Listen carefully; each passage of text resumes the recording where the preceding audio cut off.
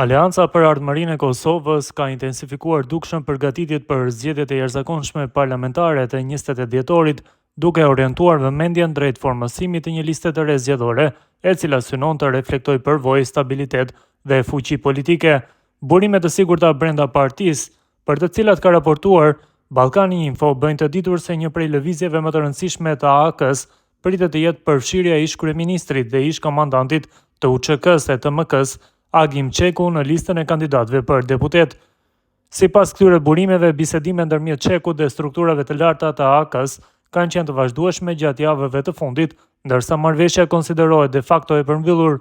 Emri i tij shihet nga partia si një aset i fuqishëm politik dhe simbolik, duke reflektuar mbi profilin e AAK-s si parti që vëtheksinte siguria kombëtare, mbrojtja, orientimi euroatlantik dhe pozicionimi i fortë opozitar. Figurat brenda aleancës vlerësojnë se Çeku sjell një bagazh të rëndësishëm shtetformues dhe institucional, e që për ta është element kyç në një kohë kur skena politike kosovare po përgatitet për një fushat të ashpër dhe të mbushur me sfida të shumta. Me këtë lëvizje, AAK-ja synon të rikthejë një pjesë të elektoratit tradicional dhe të rrisë kredibilitetin para votuesve të pavendosur, veçanërisht në segmente të cilat kërkojnë përfaqësim të fortë të temave të sigurisë dhe integrimeve euroatlantike.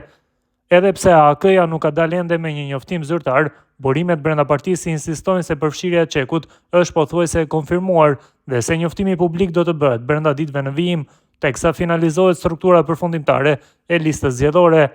Në anën tjetër, lëvizjet brenda AAK-s nuk ndalen me kaq. Një tjetër emër që i është shtuar listës së kandidatëve është ai i Dardan Krasniqit, konati ish ministres së drejtësisë Albulena Haxhiu.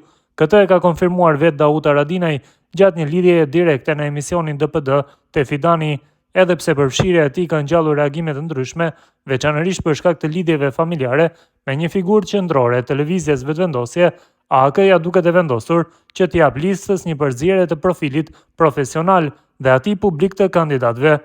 Daud Haradinaj ka nënvizuar se aleanca është në një proces të gjerë përfshirje të emrave të rinj dhe profesionistë të sferave të ndryshme, duke synuar që përmes tyre të krijojë një ofertë më të gjerë politike. Sipas tij, përzgjedhja e kandidatëve po bëhet mbi bazën e kapaciteteve individuale dhe kontributit potencial për partinë, jo mbi baza familjare apo politike. AAK-ja e udhëhequr nga Ramush Haradinaj po tenton të forcojë radhët përpara garës zgjedhore, që pritet të jetë tepër dinamike. Duke qenë në opozitë dhe kritik i vazhdueshëm i qeverisë aktuale, vetë Haradinaj po synon të ndërtojë një listë e cila përmban emra të njohur, të cilët mund të tërheqin votues, por edhe të japin një mesazh të qartë politik, rikthimin e qëndrueshmërisë dhe përfaqësimit të fortë në kuvend.